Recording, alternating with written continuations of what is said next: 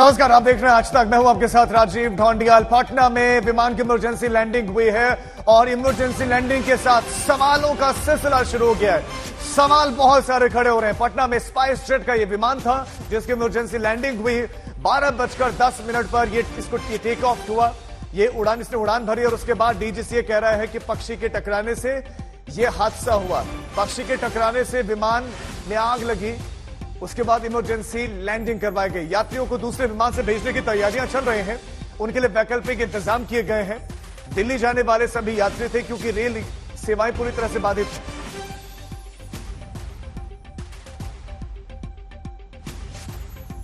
फिर से जो है विमानों की आवाजाही शुरू हो गई है और ये एक इंडिगो का फ्लाइट है जो हम दिखा रहे हैं कि पटना एयरपोर्ट पर जो है वो अब उड़ा है। उस घटना के बाद ये पहला फ्लाइट था इंडिगो का जो अभी टेक ऑफ किया है और 1 घंटे तक जो है जो परिचालन था, जो हवाई परिचालन, वो बंद पड़ा हुआ था इस घटना के बाद से ही। लेकिन अब जो है जो दोबारा से जो है विमानों का परिचालन शुरू हो गया है और आज जिस तरीके से बड़ी घटना होते होते रह गई, 185 मुसाफिरों की जो है वो जान बची है पायलट की सूझबूझ से, क्योंकि बाई पंखी में आग लगी थी हवा में जब विमान था और पायलट की सूझबूझ से इमरजेंसी लैंडिंग कराई गई उस फ्लाइट की। और उसके बाद जो है 185 मुसाफिर जो उस फ्लाइट में सवार थे जो कि दिल्ली जा रही थी, उनकी जान बची, वो बाल बाल उनकी बच गए। कैमरा पर्सन नदीम आलम के साथ रोहित सिंह, पटना आज तक। तो एक बार फिर से सेवाएं शुरू हो गए हैं, एक बार विमान फिर से उड़ने शुरू हो गए हैं। लेकिन स्पाइस जेट का ये विमान जिसकी इमरजेंसी लैंडिंग हुई है, आप इन इमरजेंसी लैंडिंग की तस्वीरों को देखिए। इमरजेंसी लैंडिंग चंद मिनटों के बाद होगी। 20 से 25 मिनट तक ये हवा में रहा और इसमें आग लगी हुई थी और जो यात्री उसमें बैठे हुए थे, जो वो बता रहे हैं वो तो डरा देने वाला है। वो कह रहे हैं कि जैसे ही रनवे पर ये विमान पहुंचा, इसमें घड़-घड़ की आवाज आनी शुरू हो गई। रोहित सिंह हमारे संवाददाता इस खबर पर और ज्यादा जानकारी देंगे। रोहित, डीजीसीए भले ही कह रहा है कि पक्षी टकरा गया, आग लग गई और उसके बाद इमरजेंसी लैंडिंग हुई, लेकिन यात्री तो कह रहे हैं कि रनवे पर ही खड़खड़ की आवाज आ रही थी। उनको रनवे पर ही लग रहा था कि उड़ान भी शायद ही भर पाएगा, दीवार से टकरा जाएगा विमान। की सूझबूझ की वजह से जो है वो इमरजेंसी लैंडिंग कराई गई। उस फ्लाइट की 185 मुसाफिर सवार थे और उसमें सभी की जान बचाई गई, बाल बाल बचे। और उसके बाद पूरी घटना के बाद तकरीबन 2 घंटे तक जो है पटना एयरपोर्ट पर विमानों की आवाजाही ठप रही। लेकिन अब देख रहे हैं 2 बजे के बाद से जो है तमाम अब जो फ्लाइट्स हैं उनका ऑपरेशन जो है वो शुरू कर दिया गया है। एक प्लेन की जो है वो टेक ऑफ भी हुआ है और अभी देख सकते हैं एक दूसरी फ्लाइट जो है गो एयर की फ्लाइट है वो यहाँ पर उसकी अब लैंडिंग भी हुई है। लेकिन आज जिस तरीके से जो है ये बड़ी घटना घटी थी, बहुत बड़ा एक हादसा हो सकता था अगर पायलट ने सूझबूझ नहीं दिखाई होती, उन्हें अगर इस बात की जानकारी नहीं हो पाती कि टेक ऑफ के साथ ही जो है बाएं पंखी में जो है वो आग लग गई है, तो हवा में एक बहुत बड़ी घटना, बहुत बड़ी त्रासदी जो है वो हो सकती थी। लेकिन किसी तरीके से पायलट ने अपने दिमाग का इस्तेमाल किया और सूझबूझ दिखाई और उसके बाद जो है पूरे उस फ्लाइट की जो है इमरजेंसी लैंडिंग कराई गई। और आप यहाँ देखिए दोबारा से जो पटना एयरपोर्ट पर जो है वो फ्लाइट ऑपरेशंस जो है परिचालन फिर से शुरू हो गया है। तकरीबन 2 घंटे तक जो है एयरपोर्ट पर जो है विमानों का परिचालन ऑपरेशंस जो है वो बंद रहा। तकरीबन 12 बजे की यह घटना थी जब स्पाइस जेट की फ्लाइट में बाईं तरफ जो है पंखी में आग लगी थी। उस घटना के बाद इमरजेंसी लैंडिंग कराई गई। उस फ्लाइट की 185 मुसाफिर बाल बाल बचे, उनकी जान बची। 2 घंटे तक जो है ऑपरेशन बंद रहा। लेकिन अब हम देख रहे हैं कि दोबारा से पटना एयरपोर्ट पर विमानों की आवाजाही शुरू हो गई है। विमान की टेक ऑफ भी हो रही है और यहाँ फिलहाल देखिए एक गो एयर की फ्लाइट है, उसकी यहाँ पर लैंडिंग भी हुई है। लेकिन एक बहुत बड़ी घटना आज होते होते जो है वो रह गया, बच गए। 185 मुसाफिरों की जान बच गई जब उस फ्लाइट में जो है वो आग लगी थी। और अगर जरा सी भी अगर चूक होती तो एक बहुत बड़ी घटना जो है वो हो सकती थी। हालांकि डीजीसीए पूरे मामले की जांच कर रहा है। प्रारंभिक तौर पर बताया गया है कि बर्ड हिट की वजह से ये पूरी घटना जो हुई है, लेकिन फिलहाल इस पूरे मामले की जो है अभी जांच चल रही है। ठीक है रोहित, आप हमारे साथ बने रहे, मैं आपके पास लौट रहा हूं। बर्ड हिट की वजह से, पक्षी के टकराने की वजह से यह हादसा हुआ और यह भी कहा जा रहा है कि पायलट की सूझबूझ के चलते बड़ा नुकसान होने से बच गया, क्योंकि 185 यात्री उसमें सवार थे। लेकिन यात्री क्या कह रहे हैं, यात्री क्या सोच रहे हैं, यात्रियों की जुबानी आपको सुनाते हैं। जिस एरिया के आप एसएचओ हैं वो थाने के ये एयरपोर्ट के पीछे का हिस्सा है, तो आप लोगों ने क्या देखा? यहाँ पे तो हम अभी आए हैं और अभी जो सुने हैं और देख रहे हैं कि लोग बता रहे हैं कि जो क्या बोलते हैं हवाई प्लेन जो है लैंड कर चुकी है, सुरक्षित रूप से लैंड की हुई है और यात्री भी सुरक्षित है। आप बता रहे थे कि आपने देखा कि आग का गोला। हाँ, तो वो अपने थाना क्षेत्र में देखे, जब वहाँ पे थे रायपुर चौक पर हम पहुंचे हुए थे, करीब करीब 12 बज रहा था, पुलिस दल बल के साथ वहाँ पे थे, तो एक प्लेन जो ऊपर आकाश में जा रही थी, तो हम लोग देखे कि उसके बाएं साइड में जो है आग लगा हुआ गोला का हिस्सा था। फिर हम अपने जो है तत्काल जो है अपने स्टैटिक वायरलेस को फोन किए थाना को, थाना के द्वारा जो है पीआईआर को फोन किया गया, पीआईआर जो फिर ट्रैफिक से कंसल्ट किया गया। फिर यहाँ पे जब पहुंचे तो पता चला कि लैंड सुरक्षित से उतरे हुए। आपने आग का गोला देखा बाय तरफ? हाँ, अपनी तरफ से। कितनी ऊंचाई पे कुछ फ्लाइट होगा उस समय? ऊंचाई करीब करीब 100 मीटर पे होगी, 100 मीटर के आसपास होगी। हम घर में अपना बैठ के टीवी देख रहे थे, तो हमारा बेटा आया छोटा वाला, बोला पापा पापा सो जहाज में आग लगा हुआ है। तो हम बोले जाके खिड़की से देखे कि भाई आवाज करते हुए जहाज ऊपर से जा रहा है। समांतर रोज जहाज हम लोग के सर के ऊपर से उड़ता है, लेकिन आज की स्थिति कुछ अलग ही थी। लगा कि जैसे कि टेक ऑफ के साथ ही जहाज में आग लगा हुआ है और उसके बाएं साइड के इंजन से आग का लपट निकल रहा है, बहुत तेज आवाज कर रहा है और आग निकल रहा है उससे। तो हमको लगा कि भाई ये क्या हो रहा है, तो हमने क्या किया, पुलिस को, स्थानीय लोगों की मदद से लोगों को कहा, पुलिस तक को भी सूचना दिया गया।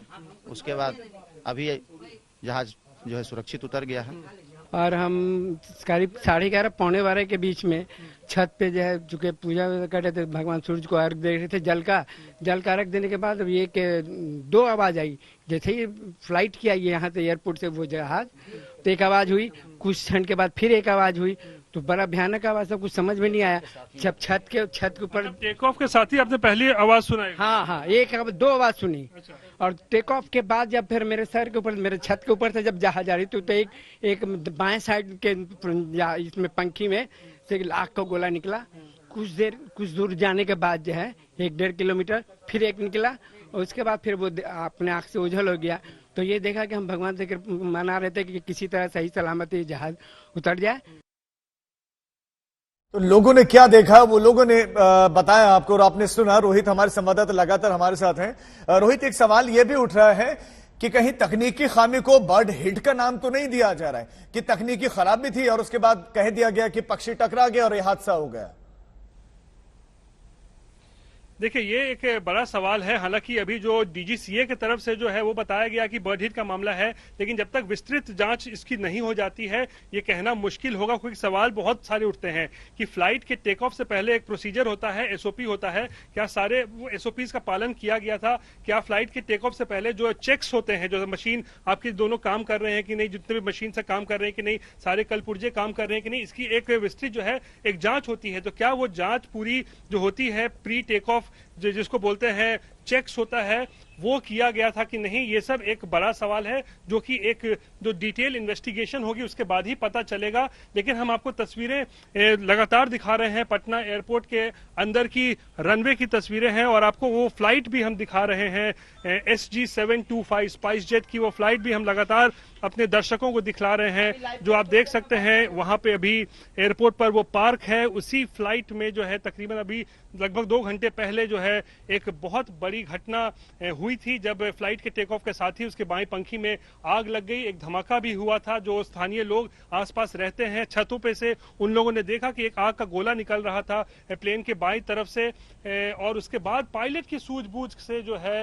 वापस से पटना एयरपोर्ट पर इमरजेंसी लैंडिंग कराई गई और 185 मुसाफिर जो उसमें सवार थे उनकी जान बचाई गई। लेकिन 2 घंटे तक जो है एयरपोर्ट पर विमानों का परिचालन बंद रहा। लेकिन अब 2 बजे से जो हम देख रहे हैं कि अब विमानों का परिचालन जो है दोबारा से शुरू हो गया है और सामान्य हो चुका है। राजीव, विमानों का परिचालन आप बता रहे हैं कि शुरू हो गया, तस्वीरें भी रोहित आपने दिखाए हैं। लेकिन जब बहुत ज्यादा ऊंचाई पर विमान ना उड़ रहा हो और बहुत सारा डिस्टेंस भी उसने कवर ना किया हो और ऐसे में बर्ड हिट हो जाए, तो एक्सपर्ट्स क्या मानते हैं कि क्या ऐसा ही स्थिति हो जाती है? क्या आग लगने की संभावना उस वक्त प्रबल होती है जब बर्ड हिट होता है? जी बिल्कुल, देखिए एविएशन एक्सपर्ट्स भी कहते हैं कि बर्ड हिट एक बहुत बड़ी समस्या है, क्योंकि इससे ऐसा भी होता है कि पूरा का पूरा जो है एक क्रैश भी हो सकता है जो विमान होता है। बर्ड हिट एक गंभीर समस्या है। और आपको हम जरा सा यहाँ का आपका भूगोल भी हम आपको समझा देते हैं। जरा देखिए कि किस तरीके से चश्मदीदों ने देखा। आप ये देखिए, ये पटना एयरपोर्ट के पीछे से हम आपको ये तस्वीरें दिखा रहे हैं। ये रनवे का हिस्सा है पूरा पटना एयरपोर्ट का, और इसी के साथ देखिए कुछ ही मीटर की दूरी पर आप देखिए ये फुलवारी शरीफ रेलवे स्टेशन है, और बगल में आप देखिए फुलवारी शरीफ जो है ये एक मोहल्ला है। और आमतौर पर जो रोजाना जो यहाँ लोग रहते हैं वो छतों पर से हवाई जहाज को लैंडिंग करते हुए या टेक ऑफ करते हुए देखते हैं। और उसी क्रम में आज जब ये फ्लाइट जब टेक ऑफ की थी तकरीबन 12 बजे, तो उन लोगों जो कुछ लोग अपने छत पर थे उन्होंने देखा कि एक आग का गोला निकल रहा है। टेक ऑफ होने के साथ ही जो स्थानीय जो चश्मदीद बता रहे हैं कि उन्हें इस बात का एहसास हुआ था कि जिस वक्त ये टेक ऑफ कर रहा था फ्लाइट, उसी समय वो सामान्य तरीके से वो टेक ऑफ नहीं हो रहा था, कुछ मुश्किलों का सामना करना पड़ रहा था उस फ्लाइट को। ऐसा चश्मदीद बता रहे हैं कि उन्होंने देखा, उन्हें एहसास हुआ, और उसके बाद उन्होंने धमाका सुना। एक दो धमाके उन्होंने टेक ऑफ के साथ ही सुना, और जैसे ही थोड़ा सा ऊपर हवाई जहाज गया है फिर ऊपर भी उन लोगों ने धमाका सुना और आग निकलना, आग का गोला उन लोगों ने देखा कि बाई पंखी से जो है आग का एक गोला है वो निकल रहा है। और उसके बाद ही फिर जो स्थानीय पुलिस भी है उनको भी इस बात की जो है जानकारी मिली। लेकिन अच्छी बात यह रही कि जो पायलट्स हैं इस विमान के, उन लोगों ने जो है जबरदस्त सूझबूझ का जो है वो परिचय दिया और काफी दिमाग लगाया अपना, और किसी तरीके से जो है उस फ्लाइट की जो है इमरजेंसी लैंडिंग कराई, जिसमें 185 मुसाफिर सवार थे जिन्हें दिल्ली जाना था। और अब उनके लिए एक और व्यवस्था की जा रही है यहाँ प्रशासन की तरफ से कि दूसरे विमान से उन्हें दिल्ली भेजा जा सके। लेकिन 185 मुसाफिरों की जिंदगी आज बाल बाल बच गई है। उनकी जिंदगी बाल बाल बच गई। लेकिन रोहित, ये भी कहा जा रहा है कि पहले ये तय किया गया था कि विमान को बेटा एयरफोर्स पर लैंड करवाया जाएगा, लेकिन वहां न लैंड करवा के उसको वापस लाया गया, पटना एयरपोर्ट पर लैंड करवाया गया। तो क्या बेटा एयरफोर्स स्टेशन नजदीक था, क्या वहां लैंड करवाया जा सकता था और वहां नहीं करवा के पटना एयरपोर्ट लाया गया? देखिए जितनी हमें जानकारी है कि जब ऐसी कोई घटना होती है तो उसके बाद जो पायलट होता है वो जो है उसके कमांड में रहती है, उसके कंट्रोल में सिचुएशन रहता है, उसे फैसला लेना होता है कि सही निर्णय क्या हो सकता है कि वो सभी मुसाफिरों की जान कैसे भी बचा सके। हालांकि बिहटा एयरपोर्ट यहाँ से कुछ दूरी पर है, और जो लोग बता रहे हैं तकरीबन यहाँ से 25 से 30 किलोमीटर की दूरी पर जो है बिहटा एयरपोर्ट है। पटना एयरपोर्ट से की दूरी, यानी पटना एयरपोर्ट और बिहटा एयरपोर्ट की दूरी 30 किलोमीटर के आसपास है। और जो लोग बता रहे हैं कि उन लोगों ने रनवे पर ही एहसास कर लिया था कि जैसे ही टेक ऑफ हुआ था उसमें कुछ धमाका हुआ था, सामान्य तरीके से जो है टेक ऑफ नहीं हो रहा था। तो ये हम कह सकते हैं कि पायलट को भी लगा होगा जैसे ही वो थोड़ा सा हवा में गया, विमान गया होगा कि मुश्किल की घड़ी आ चुकी है, ये एक इमरजेंसी लैंडिंग करनी है, और इसीलिए और ये जो है अच्छी बात तो ये कि वो इमरजेंसी लैंडिंग हो गई और सेफली हो गई, ये अच्छी बात है। लेकिन प्रत्यक्षदर्शियों का कहना क्या कुछ है, एक बार आप ही भी सुनिए। माने अंदर में हम लोग बैठे हुए थे इस विमान से, और आगे में कुछ हल्का आवाज हुआ, उसके बाद में मैंने हल्का फरफराया है, और उसके बाद में मैंने उतरने लगा। आपको पता चला आप लोगों की आग लग गया कुछ ऐसा? ना, हम लोग को पता नहीं चला। आपको कुछ पता नहीं? ना, उतरने के बाद पता चला? हाँ, उतरने के बाद पता चला। तो कितने बजे कितने देर तक रहा होगा हवा में? ये हवा में 12:10 में उड़ान भरा है, लगभग मैंने आधा घंटा रहा है ऊपर में। हाँ, आधा घंटा, हाँ 20-25 मिनट थे उसी में? हाँ, हम लोग साथ में ही थे? हाँ, हम दोनों साथ में। क्या हुआ बताइए। अरे एकाएक भरभराने लगा पूरा फ्लाइट एकदम। हाँ, हमको थोड़ा नींद भी आ गई थी, हमको पता भी नहीं चला, फिर दोबारा लैंड किया गया नीचे। क्या हुआ था? देखिए जैसे ही प्लेन यहाँ से उड़ा ना, तो पहले लगा कि ये दीवार से ही टकरा जाएगा, बाउंड्री वॉल से टकरा जाएगा, ऐसा लगा। और घट घट घट घट घट घट की आवाज आने लगी उड़ान भरते ही। उसके बाद में इसके बाएं वाले इंजन से आग निकलने लगा, और उसके बाद में शॉर्ट सर्किट हो गया, जितनी भी अंदर की लाइट्स थी उस सब में शॉर्ट सर्किट होने लगा। और उसके बाद में प्लेन जो है ना ऊपर नहीं जा रहा था, नीचे उड़ रहा था। उसके बाद काफी यात्रियों ने हंगामा करना शुरू कर दिया, तो उन्होंने कहा कि नहीं आप चुपचाप बैठे। तो लगा कि कुछ गड़बड़ है? नहीं, हम लोग को तो लग गया था कि इसमें आग लग गई है, ऐसा लग रहा था, ऐसा महसूस हो रहा था। उसके बाद में फिर प्लेन जो है ना ऊपर उड़ान पूरी ले नहीं रहा था, उसको थ्रस्ट नहीं मिल रहा था ऊपर जाने के लिए। अल्टीमेटली फिर ऐसा हुआ कि हमको लगा कि फिर उसने अनाउंस ही कर दिया, हमको लगता है आरा के आसपास जाकर के उसने वापस लिया है। कितने देर तक रहा वो हवा में? हवा में रहा करीब 15 से 20 मिनट, 15 से 20 मिनट रहा। हाँ, मैं भी उसी फ्लाइट में। क्या हुआ? कुछ नहीं, आवाज हुआ, फिर 20 मिनट 25 मिनट के बाद लैंडिंग हो गया। लाइट वाइट भी चली गई थी? नहीं, लाइट नहीं गई थी, लाइट नहीं गई थी। कुछ स्मेल आया था धुआं की तरह। हाँ, उसी फ्लाइट में थे। क्या हुआ? अरे अचानक से जैसे ही टेकअप करते ही नीचे से लाइट फ्लैश होना शुरू हुआ और कुछ लोग तो मोबाइल से रिकॉर्ड भी किया है। जो मेरे हम अंदर थे, लेकिन वो जो चक्कर सा घूमता है उससे लाइट बहुत तेज से बहुत बड़ा बड़ा आग का गोला दिखाई दे रहा। हाँ, खिड़की से पूरा एकदम पूरा दिखाई दे रहा था और करने लगा तो हम लोग चिल्लाए, तो फ्लाइट वाला आकर के तो फिर उसको इमरजेंसी लैंड कराया। कुछ नहीं फील किया, बस हम लोग ये फील किए कि टेक ऑफ के समय ही इसमें प्रॉब्लम थी। हाँ बिल्कुल बिल्कुल, ये रनवे पे भी हम लोगों ने फील कर लिया था कि टेक ऑफ के समय इसमें प्रॉब्लम है। ये पूरा स्पाइस जेट वालों की केयरलेसी है। जैसे होता है कि पहले आप चेक करवा लो या कुछ करवा लो, इन लोगों ने कुछ नहीं किया था। इन लोग सवाल उठने लगे हैं और देखिए सरकार को भी अभी तक हाल ही में जो सवाल उठे उनको लेकर के मिथक और फैक्ट की डेटा शीट जारी करनी पड़ी और मुझे लगता है इसी से जुड़े हुए कई सारे जो सवाल हैं उनको शायद बेहतर तरीके से स्पष्टीकरण के लिए प्रेस कॉन्फ्रेंस जो बुलाई गई है। एडिशनल जनरल जो है लेफ्टिनेंट जनरल बंसी पुनप्पा वो होंगे और नेवी की chief of personal vice admiral Dinesh Tripathi, air force के पर्सनल इंचार्ज एयर मार्शल सूरज झा, लेफ्टिनेंट जनरल अनिल पुरी जो कि डिपार्टमेंट ऑफ मिलिट्री अफेयर्स के एडिशनल सेक्रेटरी हैं। 4 बड़े ऑफिसर ये होंगे और ये जो कि सेना का प्रबंधन का काम होता है, मैनेजमेंट डिपार्टमेंट समझ लीजिए, एडमिनिस्ट्रेशन से, ये सारे उससे जुड़े हुए अधिकारी हैं। तो वो जब यहाँ बैठेंगे तो जाहिर बहुत सारे सवाल उनसे पूछे जाएंगे क्योंकि कई सारे सवालों पर अनिश्चितता बनी हुई है। सरकार ने स्पष्टीकरण भले दिया हो लेकिन जो प्रदर्शन हो रहे हैं प्रदर्शनकारियों के भी सवाल हैं और ये भी बिल्कुल संभव है कि सरकार तक वो बात पहुंची है कि आखिर स्पष्टीकरण क्यों नहीं पहुंच पा रहा है कि जो अग्निवीर बनना चाहते हैं, जो नहीं बनना चाहते, इन सारे के बीच में जो इस समय दूरी बनी हुई है, समझ की बात है। शायद इसीलिए कई सारे सवालों को एक बार फिर से जवाब दिया जाएगा। हाल ही में कई सारे अमेंडमेंट किए गए हैं, एयरफोर्स अलग, नेवी की ओर से अलग अलग प्रस्ताव भी सामने रखे जा रहे हैं। तो इन सारे प्रस्तावों को एक साथ एक टेबल पर रख के, साथ ही ये देखते हुए कि अब कहीं कोई असमंजस न रहे, जो स्पष्टीकरण दिया जा रहा है वो प्रदर्शन कर रहे छात्रों तक सीधे पहुंचे और सरकार, सेना और जो पूरा हमारी आर्म फोर्सेस है उनकी बात सीधे जनता तक पहुंचे, उन प्रदर्शनकारियों तक, युवाओं तक पहुंचे जो आर्म फोर्सेस का हिस्सा बनना चाहते हैं। तो इसीलिए हो सकता है कि कई सारे जो सवाल या असमंजस थे उन्हीं का सीधे सीधे जवाब अब से थोड़ी देर में मिलना यहाँ से शुरू हो। आशुतोष, ये कहा जा रहा है कि भ्रम है, भ्रम फैलाया जा रहा है, वो भ्रमित हैं जो सड़कों पर हैं, तो क्या उसको दूर किया जाएगा? सिर्फ सवालों को एड्रेस किया जाएगा? देखिए प्रेस कॉन्फ्रेंस बुलाई है तो जाहिर है पहले तो स्पष्टीकरण अपनी ओर से आर्म फोर्सेस की ओर से दी जाएगी। कई सारे संशय उनको भी पता है कि सोशल मीडिया के जरिए बात पहुंची है तो उस पर भी बात होगी और उसी के साथ साथ देखिए मीडिया का जमावड़ा है तो हम हमारे ठीक है आशुतोष, आप नजर बनाए रखें।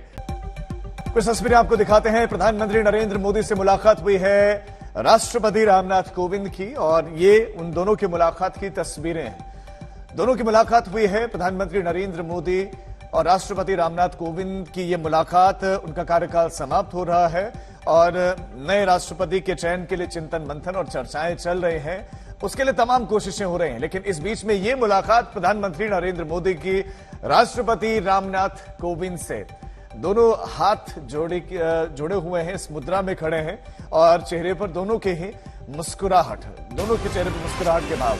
तो बड़ी खबर आपको देते हैं, प्रधानमंत्री नरेंद्र मोदी से मुलाकात हुई है, राष्ट्रपति से प्रधानमंत्री नरेंद्र मोदी की ये मुलाकात हुई है और राष्ट्रपति चुनाव से ठीक पहले ही अब ये मुलाकात प्रधानमंत्री मोदी से राष्ट्रपति रामनाथ कोविंद की मुलाकात हुई है।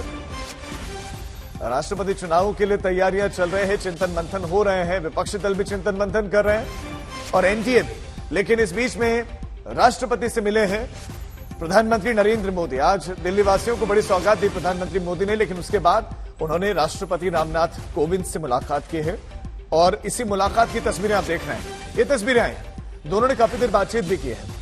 राष्ट्रपति रामनाथ कोविंद से प्रधानमंत्री मोदी की ये मुलाकात, इस वक्त की बड़ी खबर। प्रधानमंत्री मोदी ने मुलाकात की है और राष्ट्रपति भवन में ही मुलाकात हुई है। राष्ट्रपति भवन में ही दोनों के बीच में चर्चाएं हुई हैं और कार्यकाल चूंकि समाप्त हो रहा है, राष्ट्रपति रामनाथ कोविंद का। तो उससे पहले प्रधानमंत्री मोदी ने मुलाकात की है राष्ट्रपति से। तस्वीरें आप इस वक्त देख रहे हैं, राष्ट्रपति रामनाथ कोविंद और प्रधानमंत्री मोदी की मुलाकात की ये तस्वीरें। और राष्ट्रपति भवन में पहुंचे प्रधानमंत्री मोदी और राष्ट्रपति भवन में ही दोनों के बीच में चर्चा हुई, दोनों के बीच में मुलाकात हुई है। तस्वीरें आप देख रहे हैं, दोनों के बीच में मुलाकात की तस्वीरें हैं। राष्ट्रपति रामनाथ कोविंद से मुलाकात की ये तस्वीरें हैं।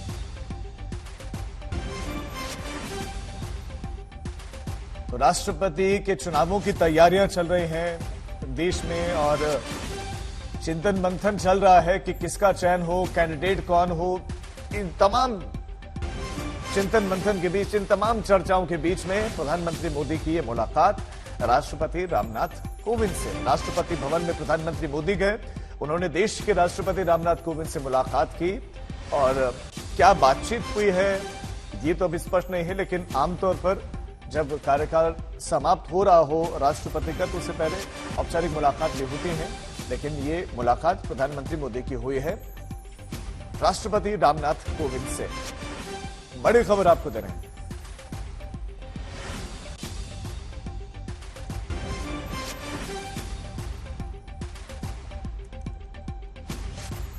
प्रधानमंत्री नरेंद्र मोदी मिले हैं राष्ट्रपति रामनाथ कोविंद से। हिमांशु मिश्रा संवाददाता हमारे साथ जुड़े हैं। हिमांशु, प्रधानमंत्री मोदी की राष्ट्रपति रामनाथ कोविंद से मुलाकात, क्या चर्चा, क्या बातचीत?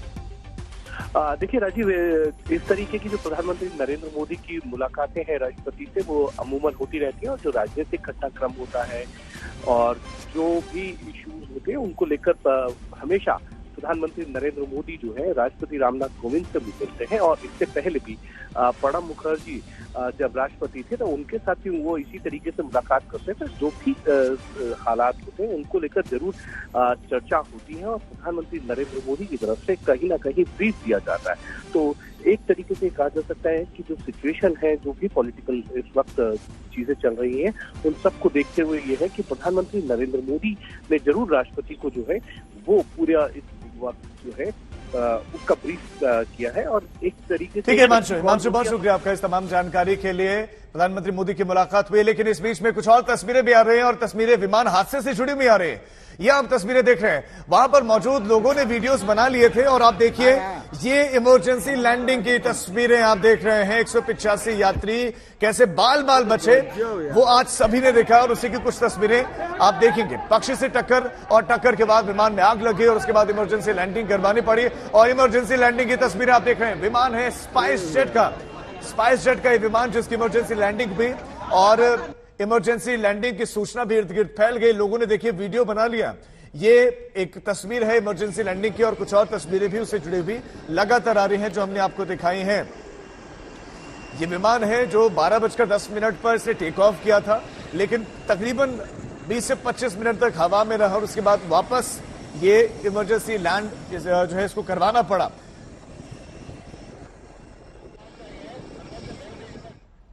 सेना के तीनों प्रमुख प्रेस कॉन्फ्रेंस कर रहे हैं, सुनाते हैं आपको। Tripathi, chief of personal Indian navy, and from the army lieutenant general CB Ponnappa, adjutant general of the Indian Army. The format we'll follow is the additional secretary will make a brief presentation at the beginning. This will be followed by certain statements from each of the three services on certain issues, especially concerning the recruitment process.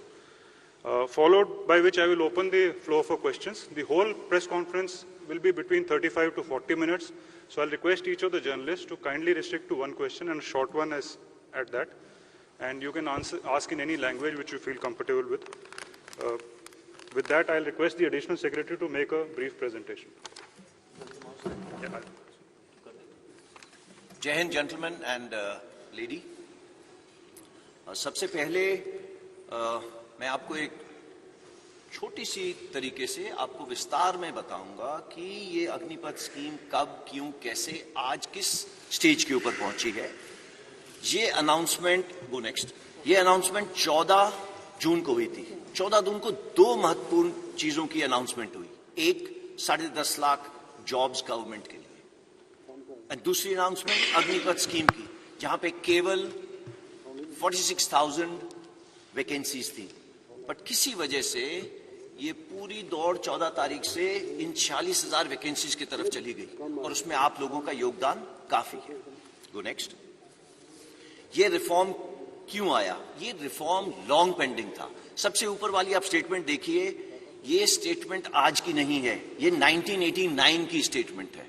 1989 में ये काम शुरू हुआ था। हमारी तमन्ना थी कि ये काम शुरू हो, बट उसकी और भी कई सारी पहलू थे।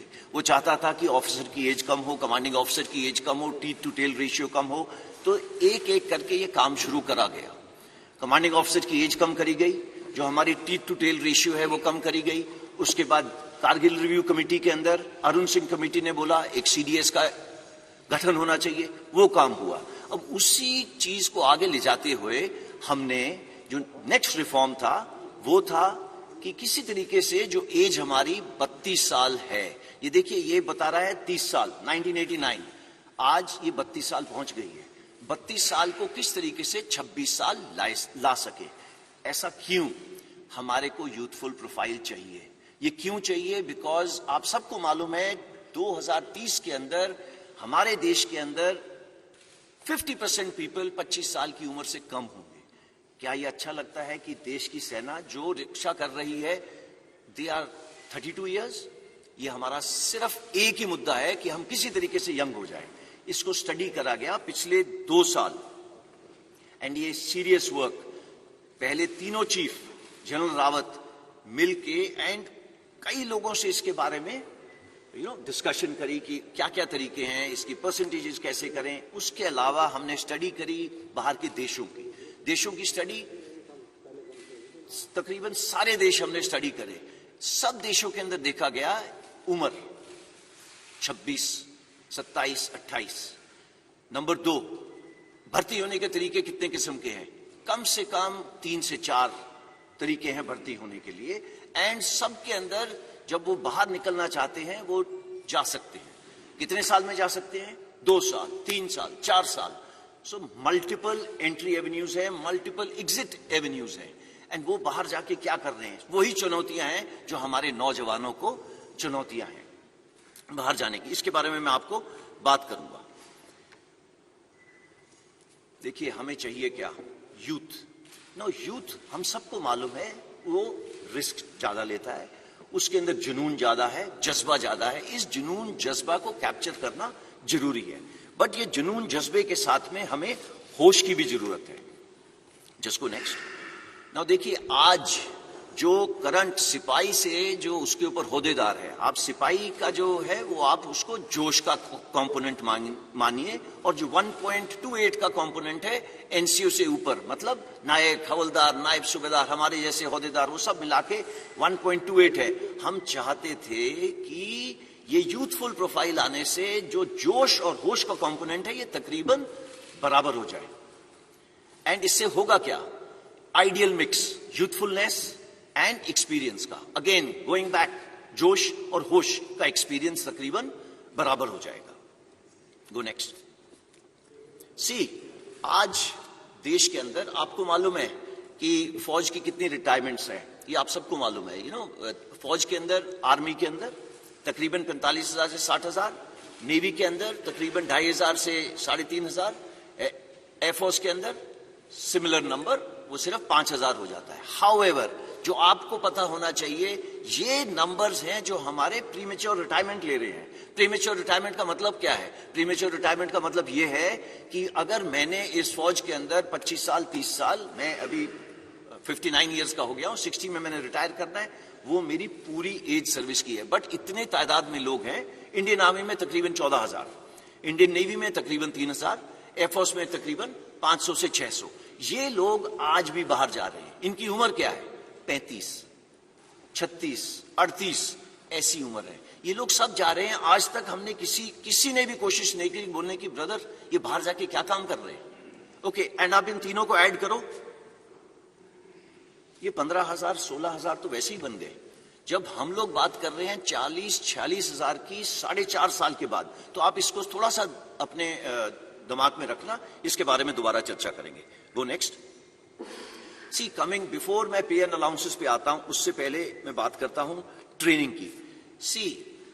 आज का युवक हमारे से अच्छा है, हमारे से पहले वाला युवक, करेक्शन, हमारे से भूतपूर्व सैनिक हमसे खराब नहीं थे, बट हमारी खुराक ज्यादा अच्छी है, उनकी खुराक हमारे से कम थी। आगे आने वाला जो युवक है उसकी खुराक भी अच्छी है, उसकी पढ़ाई भी अच्छी है, वो एक टेक्नोलॉजी के साथ अडेप्ट है, वो पैदा हुआ है मोबाइल फोन के साथ, उसको पता है मोबाइल फोन का क्या है। और तो वो कल को जो ड्रोन वॉरफेयर हो, जो आप आज देख रहे हैं टीवी के ऊपर, एक टैंक चल रहा है, टैंक को टैंक नहीं लड़ रहा, टैंक को एक ड्रोन लड़ रहा है। तो आगे आने वाली जो लड़ाई है वो अलग किस्म की होगी, टेक्नोलॉजिकली सैवी होगी। अगर वो टेक्नोलॉजिकली सैवी होगी तो उसके लिए अलग किस्म के लोग चाहिए, और वो कौन सा किस्म है? हमारा यूथ, भारत का नौजवान। ये भारत का नौजवान क्योंकि टेक्नोलॉजी के अडेप्ट है, वो पैदा हुआ है एक ये मोबाइल के साथ खेलता हुआ, कंप्यूटर के साथ खेलता हुआ, और वो आता कहां से है? गांव से। हमारी इनटेक 70% विलेज से।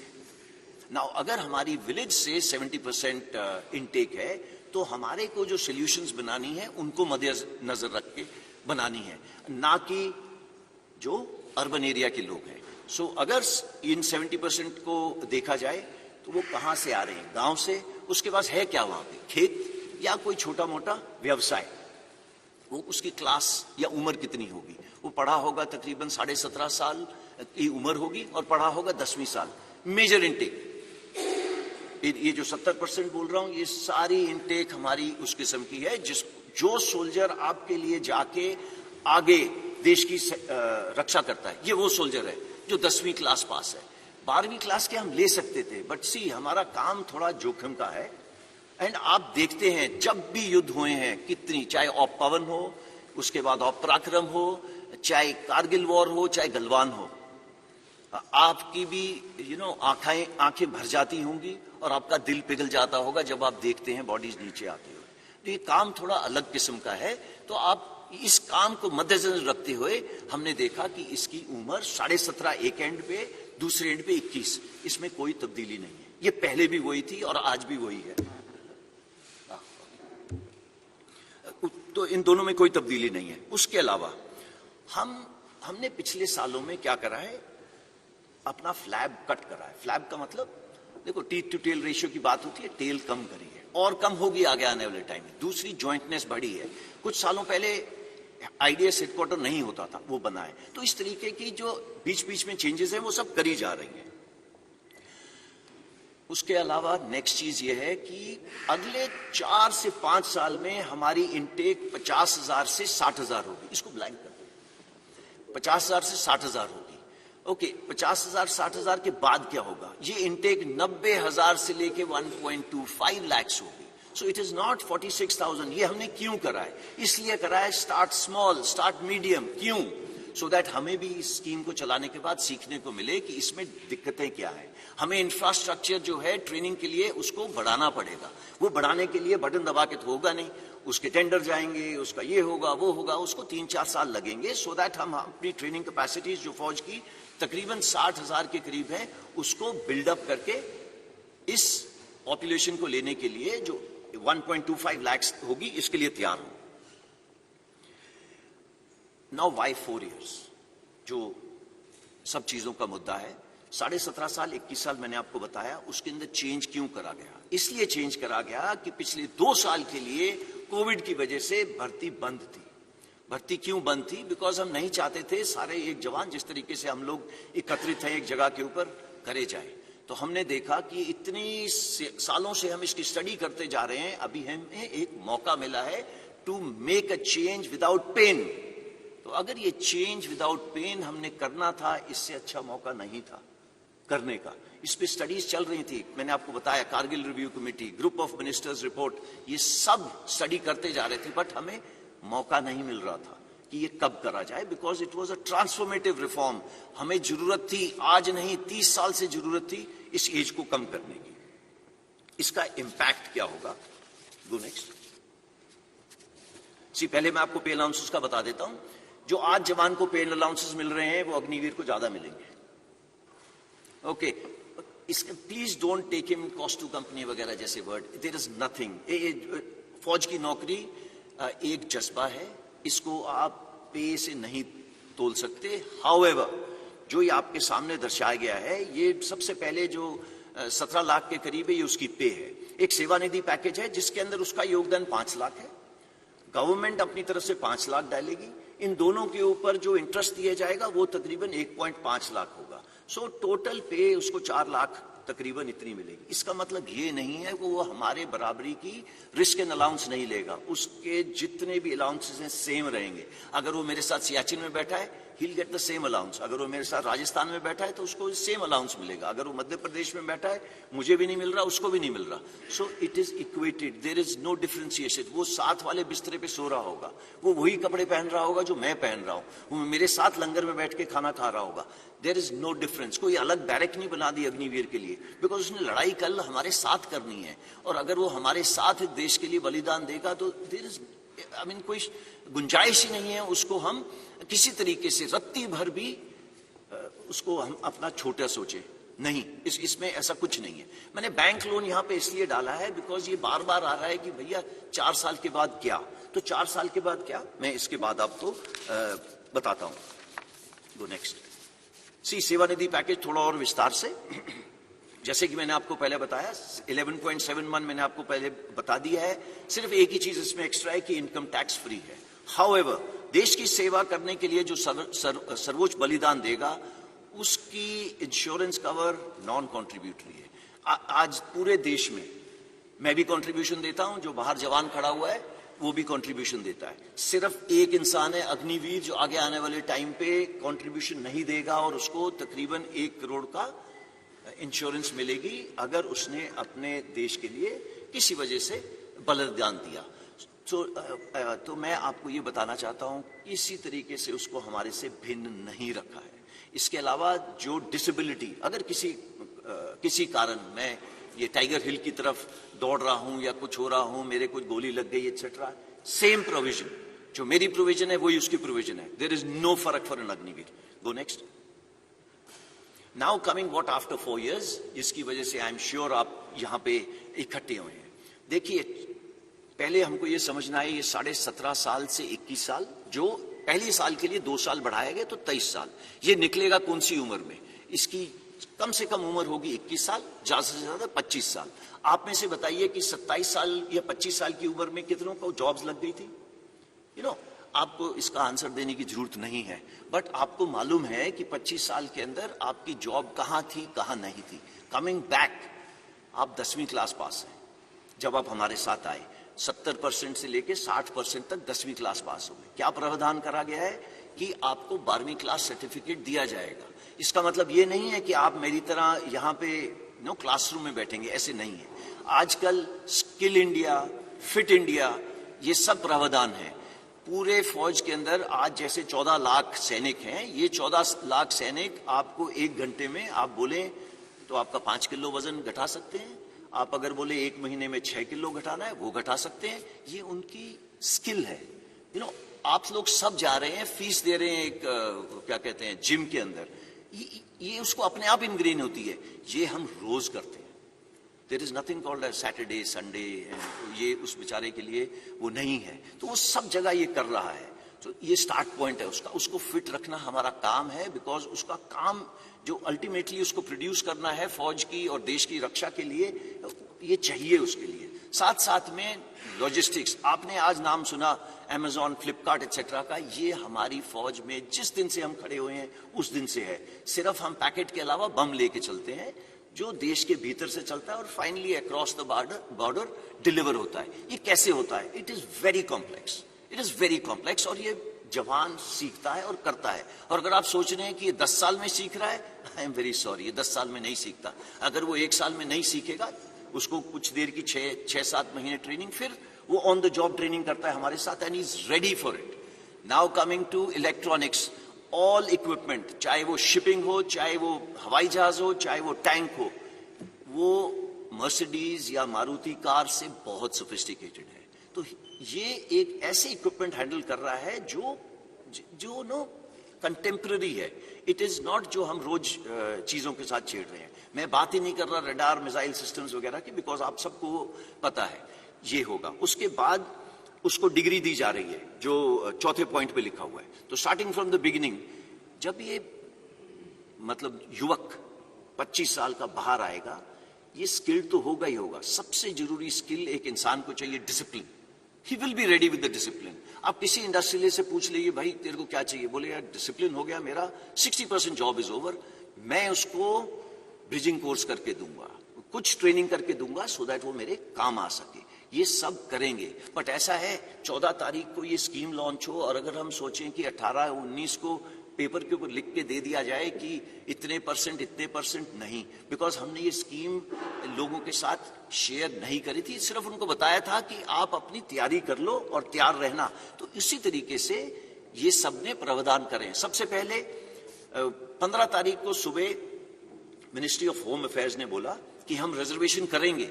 उन्होंने ये नहीं बोला कितनी परसेंटेज करेंगे, उन्होंने बोला प्रेफरेंस देंगे सीएपीएफ में। जैसे ही 3 दिन निकले, और ये प्लान था, इसको ये मत सोचिएगा उन्होंने 4 जगह में देखी कुछ हरकतें होती हैं आर्सन की वजह से हुआ है। नो, ये प्लान था। ये क्यों प्लान था? बिकॉज मालूम था कि ये 75% जो युवक हैं, इतनी देर फौज, 4 साल फौज के रहने के बाद ये देश में वापस जाएंगे, ये देश की ताकत है। ये 25% का तो हम ध्यान रख लेंगे, उनके साथ क्या करना है, कैसे करना है, वो हमारे पे छोड़ दीजिए। बट सबके दिमाग में ये आ रहा है इन 75% के साथ क्या होगा। ये अगर देश की ताकत है तो पूरे देश को, होल ऑफ द गवर्नमेंट, सबकी भागीदारी के साथ इसको आगे ले जाया गया। तो पहले एमएचए ने हमको बोला प्रेफरेंस दी जाएगी। विद इन 3 डेज उन्होंने बोला 10% reservation in CAPF and Assam Rifles. Then age relaxation दी। एज रिलैक्सेशन क्यों दी?